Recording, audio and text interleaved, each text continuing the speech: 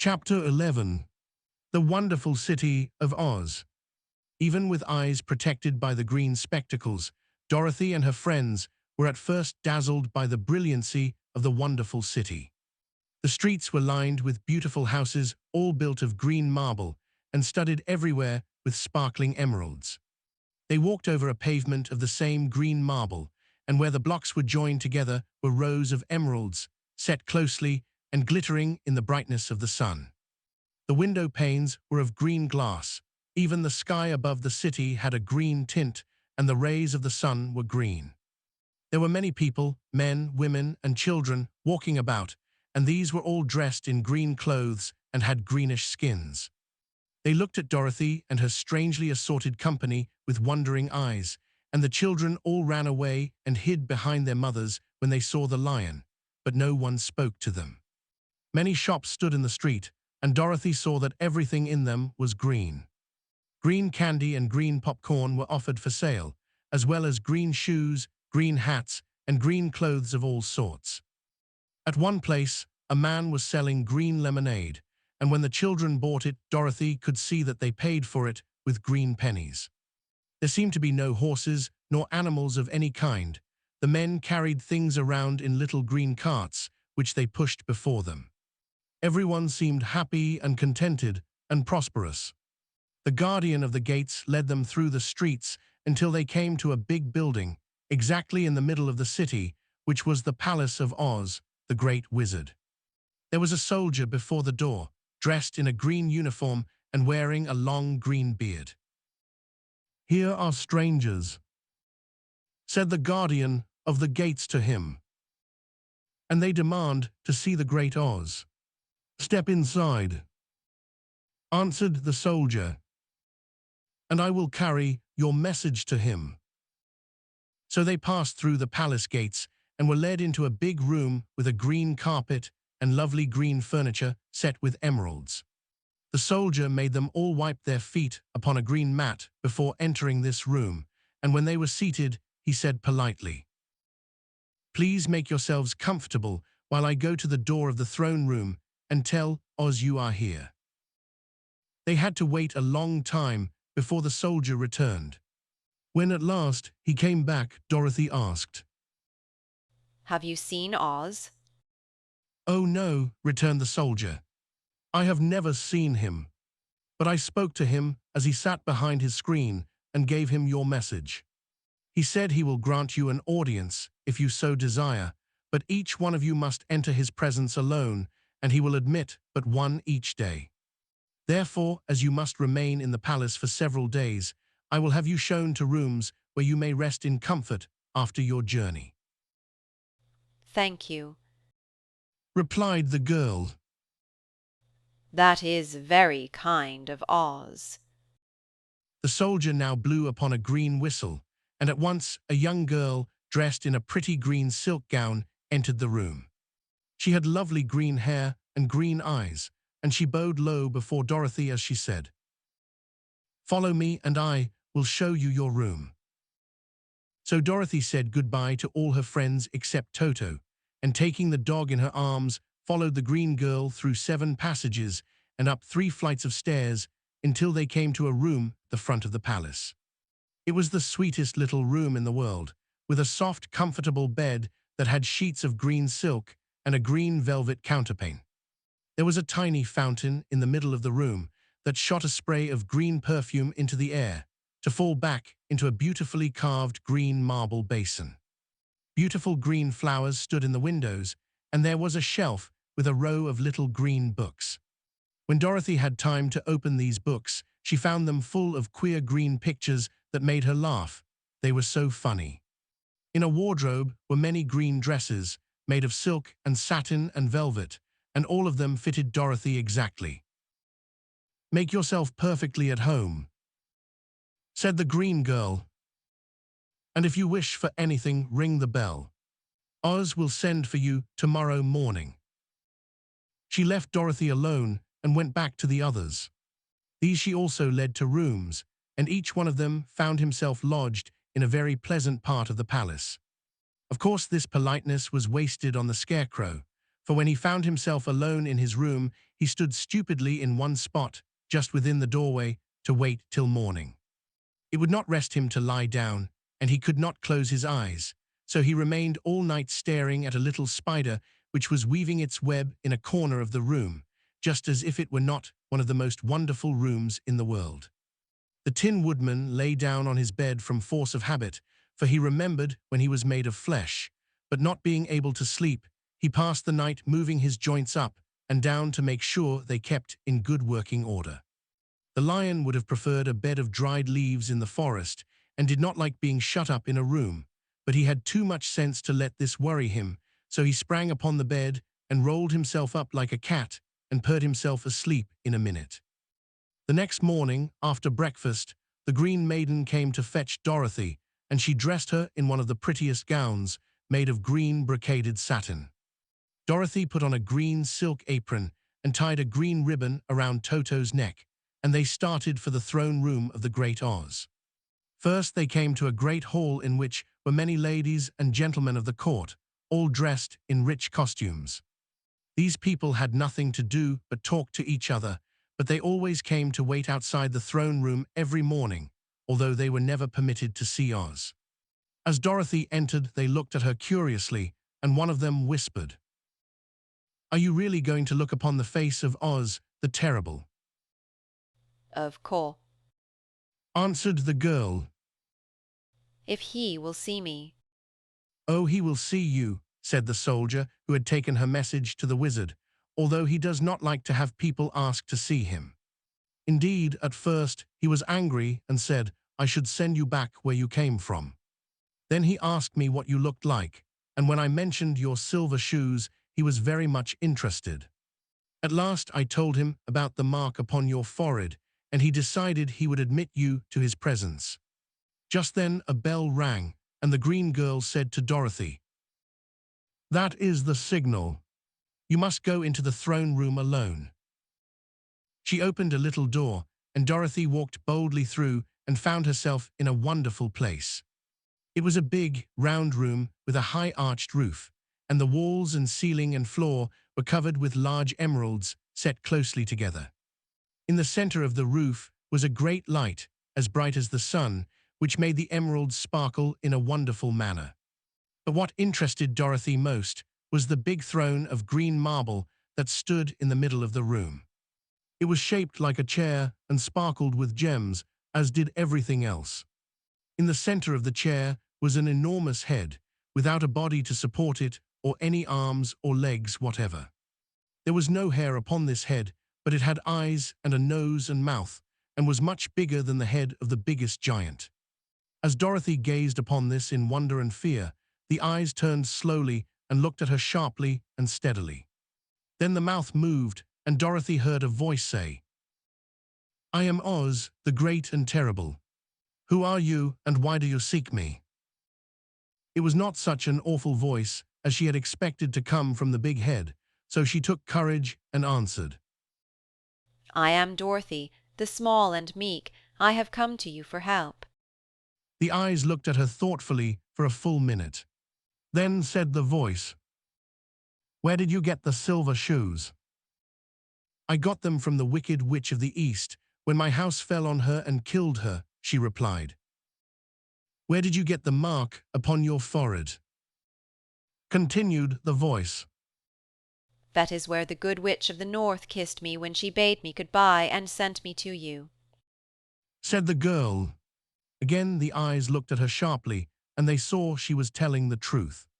Then Oz asked, "What do you wish me to do?" Send me back to Kansas, where my Aunt Em and Uncle Henry are. She answered earnestly, I do not like your country, although it is so beautiful, and I am sure Aunt Em will be dreadfully worried over my being away so long. The eyes winked 3 times, and then they turned up to the ceiling and down to the floor and rolled around so queerly that they seemed to see every part of the room. And at last they looked at Dorothy again. "Why should I do this for you?" asked Oz. Because you are strong and I am weak, because you are a great wizard, and I am only a little girl." "But you were strong enough to kill the wicked witch of the East," said Oz. "That just happened. Returned Dorothy simply. I could not help it." "Well," said the head, "I will give you my answer. You have no right to expect me to send you back to Kansas unless you do something for me in return. In this country, everyone must pay for everything he gets. If you wish me to use my magic power to send you home again, you must do something for me first. Help me and I will help you." "What must I do?" Asked the girl. "Kill the wicked witch of the West," answered Oz. "Upwant, I cannot." Exclaimed Dorothy, greatly surprised. "You killed the witch of the East, and you wear the silver shoes, which bear a powerful charm. There is now but one wicked witch left in all this land, and when you can tell me she is dead, I will send you back to Kansas, but not before." The little girl began to weep. She was so much disappointed, and the eyes winked again and looked upon her anxiously, as if the great Oz felt that she could help him if she would. "I never killed anything, willing guy. She sobbed. Even if I wanted to, how could I kill the wicked witch? If you, who are great and terrible, cannot kill her yourself, how do you expect me to do it?" "I do not know," said the head. "But that is my answer, and until the wicked witch dies, you will not see your uncle and aunt again. Remember that the witch is wicked, tremendously wicked, and ought to be killed. Now go and do not ask to see me again until you have done your task." Sorrowfully, Dorothy left the throne room and went back where the lion and the scarecrow and the Tin Woodman were waiting to hear what Oz had said to her. "There is no hope for me, She said sadly. for Oz will not send me home until I have killed the wicked witch of the West, and that I can never do." Her friends were sorry, but could do nothing to help her, so Dorothy went to her own room and lay down on the bed and cried herself to sleep. The next morning, the soldier with the green whiskers came to the scarecrow and said, "Come with me, for Oz has sent for you." So the scarecrow followed him and was admitted into the great throne room, where he saw, sitting in the emerald throne, a most lovely lady. She was dressed in green silk gauze and wore upon her flowing green locks a crown of jewels. Growing from her shoulders were wings, gorgeous in color and so light that they fluttered if the slightest breath of air reached them. When the scarecrow had bowed, as prettily as his straw stuffing would let him, before this beautiful creature, she looked upon him sweetly and said, "I am Oz, the great and terrible. Who are you and why do you seek me?" Now the scarecrow, who had expected to see the great head Dorothy had told him of, was much astonished, but he answered her bravely. I am only a scarecrow, stuffed with straw, therefore I have no brains, and I come to you praying that you will put brains in my head instead of straw, so that I may become as much a man as any other in your dominions. "Why should I do this for you?" asked the lady. Because you are wise and powerful, and no one else can help me. Answered the scarecrow. "I never grant favors without some return," said Oz. "But this much I will promise. If you will kill for me the wicked witch of the West, I will bestow upon you a great many brains, and such good brains that you will be the wisest man in all the land of Oz," I thought you asked Dorothy to kill the witch.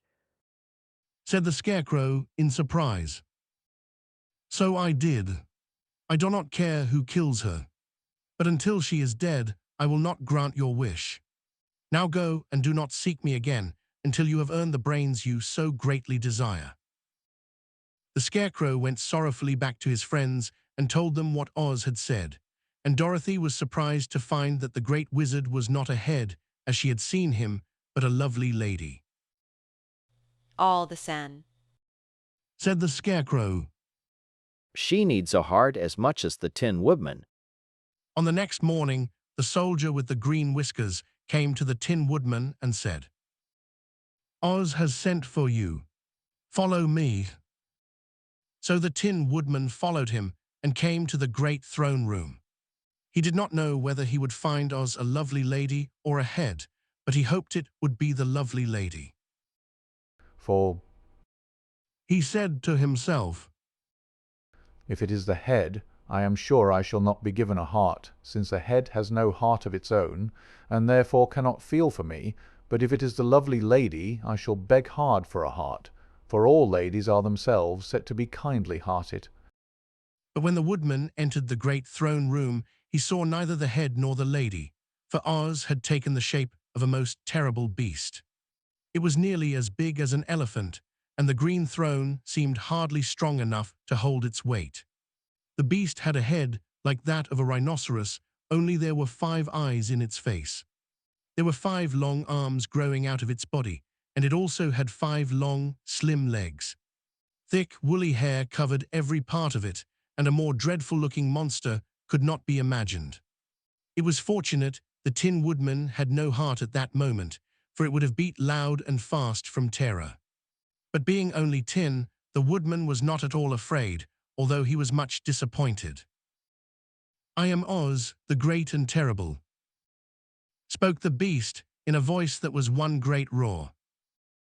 "Who are you, and why do you seek me?" I am a woodman, and made of tin. Therefore I have no heart, and cannot love. I pray you to give me a heart, that I may be as other men are. "Why should I do this?" demanded the beast. Because I ask it, and you alone can grant my request.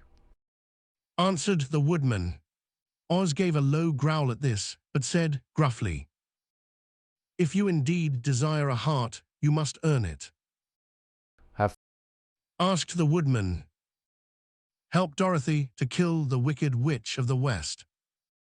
Replied the beast, "When the witch is dead, come to me, and I will then give you the biggest and kindest and most loving heart in all the land of Oz." So the Tin Woodman was forced to return sorrowfully to his friends and tell them of the terrible beast he had seen. They all wondered greatly at the many forms the great wizard could take upon himself, and the lion said. So the Tin Woodman was forced to return sorrowfully to his friends and tell them of the terrible beast he had seen. They all wondered greatly at the many forms the great wizard could take upon himself, and the lion said, If he is a beast when I go to see him, I shall roar my loudest and so frighten him that he will grant all I ask. And if he is the lovely lady, I shall pretend to spring upon her and so compel her to do my bidding. And if he is the great head, he will be at my mercy, for I will roll this head all about the room until he promises to give us what we desire. So be of good cheer, my friends, for all will yet be well. The next morning, the soldier with the green whiskers led the lion to the great throne room and bade him enter the presence of Oz. The lion at once passed through the door, and glancing around saw, to his surprise, that before the throne was a ball of fire, so fierce and glowing he could scarcely bear to gaze upon it. His first thought was that Oz had by accident caught on fire and was burning up, but when he tried to go nearer, the heat was so intense that it singed his whiskers, and he crept back tremblingly to a spot nearer the door. Then a low, quiet voice came from the ball of fire, and these were the words it spoke. "I am Oz, the great and terrible. Who are you, and why do you seek me?" And the lion answered, I am a cowardly lion, afraid of everything.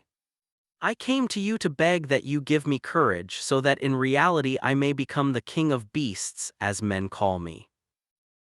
"Why should I give you courage?" demanded Oz. Because of all wizards you are the greatest, and alone have power to grant my request. Answered the lion.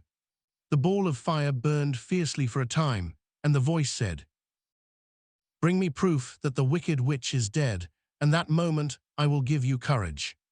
But as long as the witch lives, you must remain a coward." The lion was angry at this speech, but could say nothing in reply, and while he stood silently gazing at the ball of fire, it became so furiously hot that he turned tail and rushed from the room. He was glad to find his friends waiting for him and told them of his terrible interview with the wizard. What shall we do now? Asked Dorothy sadly. There is only one thing we can do, Returned the lion. and that is to go to the land of the Winkies, seek out the wicked witch, and destroy her. Up went. Suppose we cannot. Said the girl. Then I shall never have courage. Declared the lion. Ugh, I shall never have bring. Added the scarecrow. And I shall never have a ha. Spoke the Tin Woodman. I shall never see Aunt Em and Uncle Hen. Said Dorothy, beginning to cry. Be careful, cried the green girl. The tears will fall on your green silk gown and spot it. So Dorothy dried her eyes and said, I suppose we must try it, but I am sure I do not want to kill anybody, even to see Aunt Em again. I will go with you, but I'm too much of a coward to kill the witch. Said the lion. I will go too, Declared the scarecrow.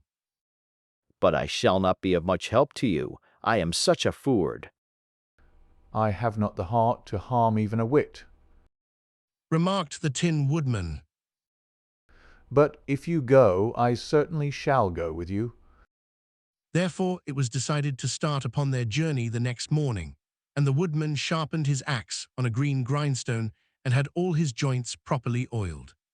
The scarecrow stuffed himself with fresh straw, and Dorothy put new paint on his eyes that he might see better. The green girl, who was very kind to them, filled Dorothy's basket with good things to eat and fastened a little bell around Toto's neck with a green ribbon. They went to bed quite early and slept soundly until daylight, when they were awakened by the crowing of a green cock that lived in the backyard of the palace and the cackling of a hen that had laid a green egg.